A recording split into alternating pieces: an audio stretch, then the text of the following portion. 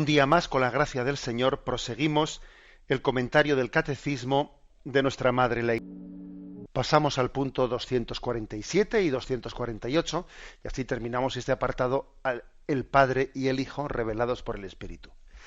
Dice el 247, continúa con la historia de cómo se formó pues el dogma católico. Dice, la afirmación del filioque, o sea, del Padre y del Hijo, no figuraba en el símbolo confesado el año 381 en Constantinopla.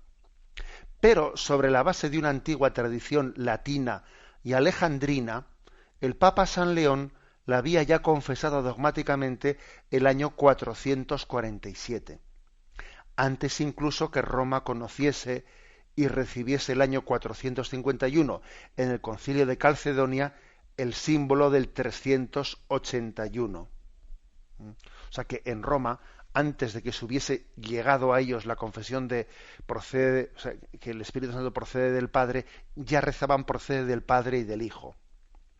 El uso de esta fórmula en el credo fue poco a poco admitido en la liturgia latina entre los siglos VIII y XI. La introducción del filioque en el símbolo de Nicea-Constantinopla por la liturgia latina constituye todavía hoy un motivo de no convergencia con las iglesias ortodoxas. O sea, es decir, que aquí un poco por la vía de la práctica se tradujo que en Occidente y en Oriente se rezaba el credo de esa distinta forma a la que les hemos explicado. El Espíritu procede del Padre y procede del Padre y del Hijo. En Occidente, en la Iglesia latina.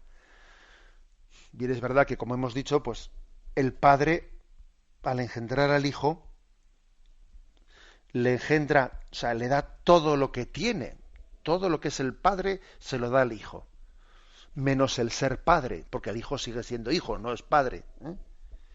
Pero también le da la capacidad de engendrar el Espíritu, con lo cual digamos que, vuelvo a repetir lo que hemos dicho antes, entendemos que no hay contradicción entre una cosa y otra, pero hay que reconocer que a veces pues hemos hecho unos líos y se ha polemizado innecesariamente sobre esta cuestión, que ha hecho correr ríos de tinta, y ahora pues desde una situación de madurez y de comprensión más serena de las cosas, pues en este momento la Iglesia Católica tiene la capacidad de escribir un catecismo y hacer una reflexión sobre un tema que nos ha enfrentado con los ortodoxos y decir, oye, pues no ha lugar a ese enfrentamiento, porque es que ambas expresiones, procede del Padre y del Hijo o procede del Padre a través del Hijo, se pueden entender de una manera convergente sin ningún problema.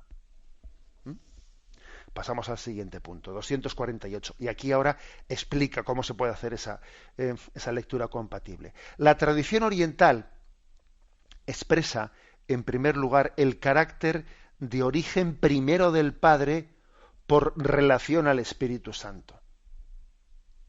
Procede del Padre. Al confesar al Espíritu como salido del Padre, esa tradición afirma que éste procede del Padre por el Hijo. Procede del Padre por el Hijo. Especialmente si vais a Juan 15, 26, en Juan 15, 26 leemos, cuando venga el Paráclito, que yo os enviaré de junto al Padre, el Espíritu de la verdad que procede del Padre, Él dará testimonio de mí. O sea que aquí parece que en ese texto dice, proviene del Padre, pero yo os enviaré de junto al Padre. Por eso la expresión ha sido, procede del Padre a través del Hijo. Bueno, es un misterio del que tenemos que hablar con mucha humildad, porque obviamente pues nos trasciende totalmente. O sea, esa tradición afirma que procede del Padre por el Hijo. Yo os enviaré, vendrá del Padre, o también yo os lo enviaré del Padre. La tradición occidental expresa, en primer lugar, la comunión consustancial entre el Padre y el Hijo, diciendo que el Espíritu procede del Padre y del Hijo, filioque. lo dice de manera legítima y razonable. O sea que es que aquí lo que dice el catecismo, ojo, es totalmente legítimo decir del Padre y del Hijo. Aunque el primer concilio de Constantinopla no lo dijese, pero es totalmente legítimo, porque también lo han dicho otros concilios.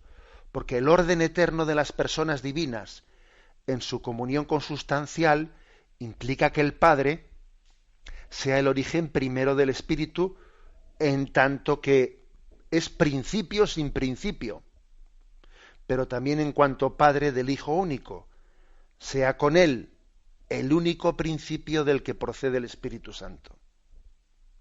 Esta legítima complementariedad, si no se desorbita, no afecta a la identidad de la fe en la realidad del mismo misterio confesado. Es decir, que si no se desorbita, si no se sacan las cosas de quicio, quiere decir, pues no hay problema en decir procede del Padre del Hijo, procede del Padre a través del Hijo. Bueno, supongo que algún oyente dirá, madre mía, ¿no? Vaya insistencia por parte del catecismo. Sí, es verdad, ¿eh? Estamos hablando aquí de unos puntos que el catecismo no hubiese insistido tanto en contarnos toda la historia de cómo vino esto, los concilios del primer milenio, y difícilmente el catecismo hubiese sentido la necesidad de contarnos todo esto si no llega a haber sido pues porque está hablando también mirando a los ortodoxos, ¿eh? Está hablando mirando a ellos y por eso conviene dar todas estas explicaciones que a nosotros, pues vamos a ver, pues no nos hubiesen sido tan necesarias, nos hubiese sido suficiente con que se nos explique que el Hijo procede del Padre que el Espíritu Santo procede del Padre y del Hijo, o del Padre a través del Hijo, que para nosotros no es tan problemático eso. Pero bueno, digamos que tened en cuenta también que la Iglesia oriental es mucho más mística que nosotros, ¿eh? La Iglesia occidental es una iglesia, nuestra sensibilidad es mucho más práctica, ¿eh? Somos de una manera de ser en la que nos prodigamos, ponemos más atención, más esfuerzo, pues en cómo instaurar el reino de Dios en este mundo. Eso no quiere decir que no tengamos que ser contemplativos, ¿eh? Acordaros de ese reproche de Marta, Marta, andas afanada con tantas cosas, María ha elegido la mejor parte, la de escuchar la palabra y no ser... Pero es verdad que tenemos dos almas. El alma oriental es mucho más contemplativa y el alma occidental, la nuestra, de la Iglesia latina, pues es mucho más pragmática, mucho más dada pues a la instauración del reino de Dios en este mundo, etcétera. Entonces, ¿cómo complementar estas dos almas? El alma, decía Juan Pablo II que tenemos que respirar con los dos pulmones. Él hizo el esfuerzo también de nombrar copatronos de Europa, San Cirilo, San Metodio, para que el patrono de Europa no fuese únicamente San Benito, que era un patrono más occidental. Dijo, pongamos también San Cirilo, San Metodio, patronos que vienen de Oriente, para que caigamos en cuenta que Europa tiene dos pulmones, el pulmón de Oriente y de Occidente, y el momento en que cayó el muro de Berlín, Juan Pablo II fue un gran papa venido de Oriente, venido de aquellos lugares, aunque la Iglesia polaca es de tradición latina, pero él era el papa providencial para integrar esas dos tradiciones, la oriental y la occidental. Papa providencial y esa dimensión contemplativa que está especialmente subrayada en la tradición oriental, por supuestísimo que no es incompatible, sino todo lo contrario, con esa dimensión más pragmática, más activa que tenemos en Occidente. Y además lo bueno es que nos complementemos y que cada uno también pues no esté únicamente subrayando su dimensión, sino también se fije en la del otro. Los iconos de Oriente son iconos que invitan a adentrarse en ese misterio de contemplación.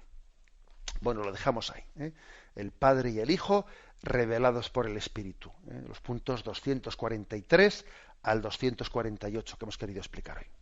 La bendición de Dios Todopoderoso, Padre, Hijo y Espíritu Santo. Alabado sea Jesucristo.